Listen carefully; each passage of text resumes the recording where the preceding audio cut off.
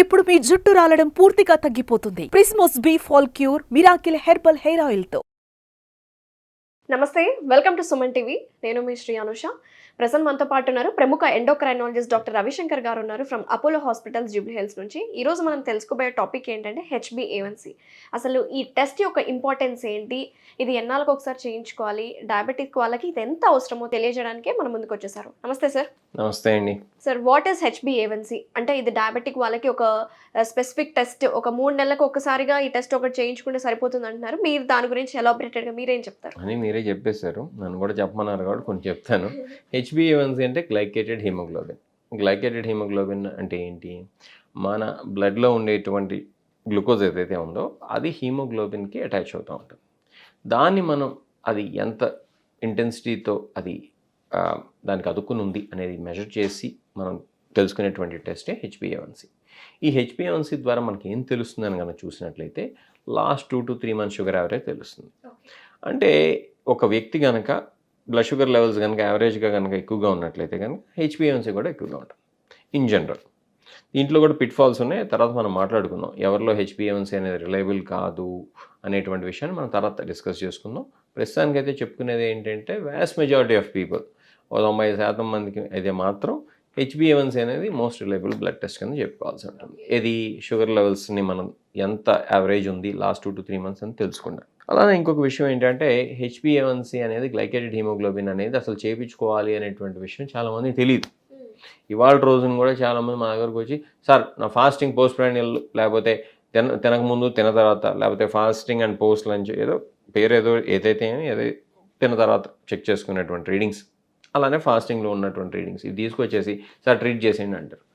అది ఇంపార్టెంటే. దాంతో పాటు HbA1c కూడా కావాలి. ఇంకా CGMS లాంటిది ఉండి 7 point గ్లూకోమీటర్ చెక్స్ ఉండి లేకపోతే every 15 minutesకి మనకి తీసేటువంటి మెట్రిక్స్ కనుకుంటే ఇంకా మరీ మంచిది. అందరిలో అవసరం లేదు, కొంతమందిలో అవసరం ఉంటుంది. కనీసం HbA1c అయితే మాత్రం లేకుండా ట్రీట్ చేయడం అనేది చాలా కష్టం. ఎందుకంటే ఆ ఫాస్టింగ్ పోస్ట్ ప్రాండియల్ రీడింగ్స్ అనేది ఆ నిమిషంలో మీ షుగర్ ఎంత ఉందనేది మాత్రమే చెప్తుంది. కానీ అప్పుడు బాగుండొచ్చు, కానీ మధ్యాహ్నం బాగా ఎక్కువగా ఉండొచ్చు, సాయంత్రం ఇంకా ఎక్కువ ఉండొచ్చు, లేదా తక్కువ పడిపోతూ ఉండొచ్చు. కాబట్టి ఇది మనం తెలుసుకోవాలి అని అంటే మనకేంటంటే కనీసం HbA1c అనేది ఉండాలి. ఇంకా కొన్ని కేసెస్లో అయితే కనుక HbA1c ఒక్కటి కూడా సరిపోదు.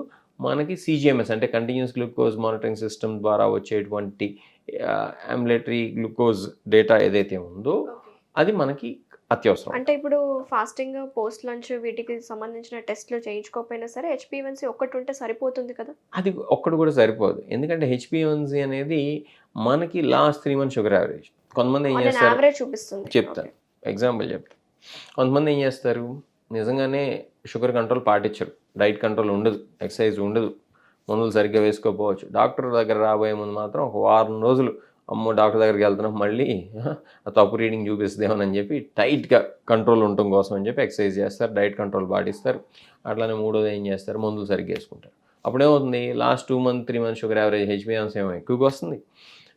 Fasting post prandial blood glucose కావచ్చు, లేకపోతే గ్లూకోమీటర్ రీడింగ్స్ కావచ్చు, లేకపోతే CGMS రీడింగ్స్ కావచ్చు, అవి మాత్రం లాస్ట్ 1 week అయితే బాగుంటాయి. సో మనకి అది ఇంపార్టెంటే, ఇది ఇంపార్టెంటే, రెండూ ఉండాలి. అంతేగాని కేవలం HbA1c ఒక్కటే నేను పరిగణలో తీసుకుంటానంటే కూడా కష్టం. అలానే HbA1c అనేది కొంతమందిలో అసలు రిలయబుల్ కాదు. ఎగ్జాంపుల్స్ కానీ తీసుకున్నట్లయితే ప్రెగ్నెంట్ ఉమెన్లో అప్స్ అండ్ డౌన్స్ చూపిస్తూ ఉంటుంది. అట్లానే ఎనీమియాస్లో కూడా అప్స్ అండ్ డౌన్స్ చూపిస్తూ ఉంటుంది. బ్లడ్ ట్రాన్స్ఫ్యూషన్ అయినా కూడా రీసెంట్గా అప్స్ అండ్ డౌన్స్ చూపిస్తూ ఉంటుంది. నెక్స్ట్ కిడ్నీ ప్రాబ్లమ్స్ ఉండి CKD ఉండి క్రియాటినిన్ 4-5 కనుకుంటే కూడా అది నాట్ రిలయబుల్. సో అట్లానే హిమోగ్లోబినోపతీస్ అని ఉండి సికిల్ సెల్ ఎనీమియా ఇట్లాంటివి, okay, thalassaemia minor, thalassaemia major, ఇట్లాంటి హిమోగ్లోబినోపతీస్ ఉన్నా కూడా ఇది HbA1c అనేది రిలయబుల్ కాదు. సో ఇట్లా కొన్ని కారణాల వల్ల HbA1c అనేది రిలయబుల్ కాదు. కాబట్టి లేకపోతే ఈ రీసెంట్ సర్జరీ అయిందనుకోండి, బ్లీడింగ్ బాగా అయిందనుకోండి, ఇప్పుడు కూడా అది రిలయబుల్ కాకపోవచ్చు. కాబట్టి HbA1cని గుడ్డిగా నమ్మే పరిస్థితి కాదు. మనం బ్లడ్ షుగర్ లెవెల్స్ ఎలా ఉంటున్నాయి అనే దాన్ని కొరిలేట్ చేసుకుంటూ వాడుకునేటువంటి ఒక టూల్ మాత్రమే HbA1c. సో అయితే ప్రెగ్నెంట్ లేడీస్లో వీళ్ళకి జెస్టేషనల్ డయాబెటీస్ వస్తూ ఉంటుంది కదా, మరి వాళ్ళకి ఎలాంటి టెస్ట్లు చేస్తారు? ఇది పరిగణలోకి తీసుకుంటారా, తీసుకోరా? HbA1cని కన్సిడరేషన్లో తీసుకుంటాం, కానీ అది డయాగ్నోసిస్ కోసం అయితే ప్రెగ్నెన్సీలో మేము వాడకూడదు కూడా. కాకపోతే ప్రెగ్నెన్సీలో HbA1c 6.3, 6.5 కన్నా తక్కువ ఉండేది చూస్తూ ఉంటాం. ఇప్పుడు వాళ్ళకి ఆల్రెడీ ఇదివరకు డయాబెటీస్ వచ్చేసి ఉన్నట్లయితే కనుక. అంతేగాని డయాబెటీస్ డయాగ్నోసిస్ కోసం మాత్రం హెచ్బిఏవన్సీని వాడం. అది కేవలం వన్ ఆఫ్ ద టూల్స్ కింద మాత్రమే వాడతాం. దాని స్థానంలో బ్లడ్ గ్లూకోజ్ లెవెల్స్ కావచ్చు, లేకపోతే సిజిఎంఎస్ కావచ్చు, లేకపోతే క్యాపిలరీ గ్లూకోజ్ని అంటే గ్లూకోమీటర్ని వాడుకుంటూ మనం దీన్ని వన్ ఆఫ్ ద టూల్ కింద మాత్రమే కన్సిడరేషన్లోకి తీసుకుంటాం. చాలా మంది రెగ్యులర్గా చాలా కాషియస్గా ఉండి వాళ్ళ గ్లూకోమీటర్లో రోజు టెస్ట్ చేసుకొని వస్తూ ఉంటారు కదా పేషెంట్స్. సో వాళ్ళలో ఏమన్నా డయాబెటిక్ రివర్స్ అయిన కేసెస్ ఏమైనా ఉన్నాయంటారా? మీరు డయాబెటీస్ రివర్సల్ గురించి అడుగుతున్నారు కాబట్టి డయాబెటీస్ రివర్సల్ అనేది సాధ్యమే. అంటే కొంతమంది చాలా కాన్షియస్ ఉంటారు, వాళ్ళ హెల్త్ గురించి రొటీన్గా చెక్ చేసుకుంటూ ఉంటారు. ఇక్కడ 2 ప్రశ్నలు ఉన్నాయి. ఎంత ఫ్రీక్వెంట్గా చెక్ చేసుకోవాలి అనేది మీ డాక్టర్లు మీకు చెప్తారు. అలానే మీకు లో బ్లడ్ గ్లూకోజ్ లెవెల్స్ అవుతుందనేటువంటి డౌట్ ఉన్నా, బ్లడ్ గ్లూకోజ్ లెవెల్స్ బాగా ఎక్కువగా అవుతున్నాయి అనేటువంటి డౌట్ ఉన్నా, అటువంటి సిమ్టమ్స్ ఉన్నా కూడా ఎక్కువ ఫ్రీక్వెంట్గా చెక్ చేసుకోవాలి. ఉదాహరణకి ఎవరికన్నా కళ్ళు తిరుగుతున్నట్టు, గుండె దడగా ఉంటున్నట్టు, చెమటలు పడుతున్నట్టు, లో బ్లడ్ షుగర్ అయ్యి ఉండొచ్చు అనేటువంటి డౌట్ ఉంటే తప్పకుండా బ్లడ్ షుగర్ లెవెల్స్ చెక్ చేసుకోవాలి. అలానే బాగా విపరీతంగా దప్పిక అవుతున్నా, యూరిన్ ఎక్కువసార్లు వెళ్లాల్సి వస్తున్నా, బాగా టైర్డ్గా ఉన్నా కూడా బ్లడ్ షుగర్ లెవెల్స్ ఎక్కువగా ఉంటున్నాయా అనేటువంటి డౌట్తో ఎక్కువసార్లు చెక్ చేసుకోవాల్సి ఉంటుంది. ఇదే కాకుండా ఇన్సులిన్ వాడేటువంటి వాళ్ళు, సల్ఫనైల్ యూరియాస్ వాడేటువంటి వాళ్ళు ఈ మధ్య మందులు మార్చినా కూడా బ్లడ్ గ్లూకోజ్ లెవెల్స్ ఎక్కువసార్లు చెక్ చేసుకోవాల్సి ఉంటుంది. ఇది అలా అని చెప్పి కేవలం మెట్ఫార్మిన్ మీద ఉండి బ్లడ్ హెచ్బిఏవన్సీ 6.2 6.3 ఉండేటువంటి వ్యక్తి నాన్ ప్రెగ్నెంట్ సినారియోలో రోజు 7 సార్లు బ్లడ్ గ్లూకోజ్ లెవెల్స్ చెక్ చేసుకుంటాం కూడా మరీ ఎక్కువ చేసినట్టు అవుతుంది. అంత అవసరం లేదు. కాబట్టి ఎవరికి ఎంత ఫ్రీక్వెంట్గా చెక్ చేసుకోవాలి అనేది ఆ ఇండివిజువల్ పర్సన్స్ హెచ్బిఏవన్సీ బట్టి, ఆ వ్యక్తికి ప్రెగ్నెన్సీ ఉందా లేదా ఇలాంటి వాటన్నిటిని పరిగణలో తీసుకుని మాత్రమే చెప్తాం. అది ఎలాంటి మెడికేషన్స్ వాడుతున్నారు, ఇంత ముందు లో షుగర్స్ అవుతున్నాయా, వీటన్నిటిని కాంటెక్స్లో తీసుకోవాలి. అంతేగాని ప్రతి ఒక్కళ్ళు రోజుకి 7 సార్లు చెక్ చేసుకోవాల్సిన అవసరం లేదు. అలా అని చెప్పి ఎప్పుడు చెక్ చేసుకోకుండా గెట్ ఆన్ అయిపోతుంది అని చెప్పి అనేటువంటి పరిస్థితి కూడా లేదు. ఇది ఒక ప్రశ్న.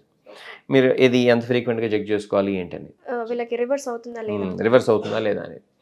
రివర్స్ అవుతుందంటే టైప్ 1 డయాబెటీస్ అయితే రివర్స్ కాదు. యాజ్ ఆఫ్ నౌ, ఇవాళ మనం 4 అక్టోబర్ 2024 చేస్తున్నాం కాబట్టి యాజ్ ఆఫ్ నౌ అయితే టైప్ 1 డయాబెటీస్ రివర్స్ అయ్యేటువంటి పరిస్థితి లేదు. ముందు మారుతుందా అంటే అప్పుడు పరిస్థితి అప్పుడు చెప్పుకుందాం. As of now type 2 diabetes విషయానికి వచ్చినట్లయితే కనుక తప్పకుండా కొన్ని కేసెస్ అయితే మనం రెమిషన్లో తీసుకెళ్ళచ్చు. ఆ రెమిషన్నే మనం జనసామాన్యం వాడేటువంటి భాషలో అంటే కొలోకియల్ లాంగ్వేజ్లో మనం ఏమంటామంటే yes we can reverse it. Okay, అందరిలో అయితే కాదు. యూజువల్గా ఏంటంటే ఎర్లియర్ ఆన్సెట్ ఉండేటువంటి వాళ్ళు, అంటే రీసెంట్ ఆన్సెట్, ఎర్లియర్ ఆన్సెట్ అనకూడదు, రీసెంట్ ఆన్సెట్ లాస్ట్ 5-6 ఇయర్స్లో కనుక డయాబెటీస్ కనుక వచ్చి ఉంటే టైప్ 2 డయాబెటీస్ దాన్ని రివర్స్ చేసుకునేటువంటి ఛాన్స్ ఎక్కువగా ఉంటుంది. ఎస్పెషల్లీ మనం షుగర్ లెవెల్స్ని బాగా కంట్రోల్లో ఉంచుకుని కనుక ఉన్నట్లయితే ఇదివరకు, దాంతోపాటు మనం డైట్ కంట్రోల్ ఎక్సర్సైజ్ని గట్టిగా కనుక చేసినట్లయితే, దట్ టు ప్రాపర్ మెడికల్ సూపర్విజన్లో, అలానే ఆర్టిఫిషియల్ ఇంటెలిజెన్స్ వాడుకుంటూ ఇప్పుడు ట్విన్ హెల్త్ లాంటి టెక్నాలజీస్ మార్కెట్లో అందుబాటులో ఉన్నాయి. ఇట్లాంటి వాటిని వాడుకుంటూ మనం తప్పకుండా డయాబెటీస్ని రెమిషన్లో తీసుకెళ్లేటువంటి అవకాశం అయితే ఉంది. అలా అని చెప్పి ఇన్సులిన్ వాడేటువంటి వాళ్ళు 40-50 యూనిట్స్ వాడుతూ షుగర్ వచ్చేసి 20 ఏళ్ళు అవుతూ వాళ్ళ బాడీలో ఇన్సులిన్ సెక్రేషన్ లేనటువంటి వాళ్ళని అయితే కనుక మనం గుడ్డిగా ఇన్సులిన్ ఆపటం లాంటి పనులు అయితే చేయకు. ఆల్రెడీ ఇన్సులిన్ మీద ఉన్న వాళ్ళు వాళ్ళకి మెడికేషన్స్లోకి తీసుకురావచ్చా? అంటే 120 యూనిట్స్ అట్లా వాడుతున్న అసలు ఎందుకు ఇన్సులిన్ మొదలు పెట్టారనేది మనం పరిగణనలోకి తీసుకోవాలి. టైప్ 1 డయాబెటీస్ కనుక అయినట్లయితే కనుక వాళ్ళని ఓరల్ మెడికేషన్స్లోకి మార్చలేము, ఇన్సులినే వాడుకోవాలి వాళ్ళు. టైప్ 2 డయాబెటీస్ విషయానికి వచ్చినట్లయితే కనుక కొన్ని సందర్భాల్లో ఏంటంటే టెంపరీగా ఇన్సులిన్ వాడతాం. అంటే వాళ్ళకి లైఫ్ లాంగ్ ఇన్సులిన్ అవసరం ఉండదు, ఓన్లీ టెంపరీగా మాత్రం ఇన్సులిన్ అవసరం ఉంటుంది. ఎలాంటి వాళ్ళలో, for example new onset diabetes అయినా కూడా, టైప్ 2 డయాబెటీస్ అయినా కూడా బ్లడ్ షుగర్ లెవెల్స్ కనుక 400-500 ఉంటుంటే కనుక, హెచ్బిఏవన్సీ 11-12 ఉంటే కనుక మనం ఇన్సులిన్ వాడుకోవాల్సినటువంటి పరిస్థితి ఉండొచ్చు. అట్లనే ఏ హార్ట్ అటాక్ కోసమో హాస్పిటలైజ్ కనుక అయినట్లయితే టైప్ 2 డయాబెటిక్స్లో కూడా టెంపరీగా ఇన్సులిన్ వాడుకోవాల్సి రావచ్చు. అట్లనే మూడో విషయాన్ని కనుక తీసుకున్నట్లయితే ఈ కిడ్నీ ప్రాబ్లమ్స్ ఉండేటువంటి వాళ్ళలో AKI అనేటువంటి సినారియో తీసుకున్నట్లయితే అక్యూట్ కిడ్నీ ఇంజరీ, అటువంటి వాళ్ళలో టెంపరీగా ఇన్సులిన్ వాడుకోవాల్సినటువంటి పరిస్థితి ఉండొచ్చు. అట్లనే కాలుకి దెబ్బ తగిలి పుండుబడి డయాబెటిక్ ఫుట్ అల్సర్ ఉంటే టెంపరీగా ఇన్సులిన్ వాడుకోవాల్సినటువంటి పరిస్థితి రావచ్చు. లేకపోతే ఏ ఆపరేషన్ కోసం హాస్పిటల్ అడ్మిట్ అయితే టెంపరీగా ఇన్సులిన్ వాడుకోవాల్సినటువంటి పరిస్థితి రావచ్చు. అట్లనే ఒక టైప్ 2 డయాబెటిక్ లేడీ కనుక ప్రెగ్నెంట్ అయితే ఇన్సులిన్ టెంపరీగా వాడుకోవాల్సినటువంటి పరిస్థితి రావచ్చు. ఇవన్నీ టెంపరీ ఇండికేషన్స్. సో వీళ్ళందరిలో మనం ఏంటి, లైఫ్ లాంగ్ ఇన్సులిన్ వాడుకోవాల్సినటువంటి అవసరం ఉంటుందని చెప్పి అనుకోవాల్సినటువంటి అవసరం లేదు. వాళ్ళని మళ్ళీ ట్యాబ్లెట్స్లోకి ఏది ప్రెగ్నెన్సీ అయిపోయిన తర్వాత, హాస్పిటల్ నుంచి డిశ్చార్జ్ అయిపోయిన తర్వాత, ఆ కిడ్నీ ఇంజరీ ఏదైతే ఉందో అది సెటిల్ అయిపోయిన తర్వాత, లేకపోతే హార్ట్ అటాక్ అయిపోయి ట్రీట్మెంట్ అయిపోయి డిశ్చార్జ్ అయిన తర్వాత ట్యాబ్లెట్స్లోకి మార్చుకునేటువంటి పరిస్థితి ఉంటుంది. కాబట్టి ఎందుకు మనం అసలు ఇన్సులిన్ పెట్టాం అనేది మనం పరిగణలోకి తీసుకుని ఆ ఇండికేషన్ ఏంటి అనేది తెలుసుకున్నట్లయితే మనం లైఫ్ లాంగ్ ఇన్సులిన్ వాడుకోవాలా లేకపోతే టెంపరీగా మాత్రమే అది ఇన్సులిన్ మన టాబ్లెట్స్తో ట్రీట్ చేసుకోవచ్చు అనేటువంటి విషయాన్ని తెలుసుకోగలుగుతాం. Thank you sir, thank you so much. చాలా డీటెయిల్గా ఎక్స్ప్లెయిన్ చేశారు. అసలు హెచ్బిఏవన్సీ యొక్క ఇంపార్టెన్స్ ఏంటి, ఇన్సులిన్ ఎప్పుడు ఎవరికి అవసరం, ఎంత వాడుకోవాలని చాలా క్లియర్గా చెప్పడం. Thank you so much. నమస్తే. ప్లెజర్ అమ్మా, నమస్తే.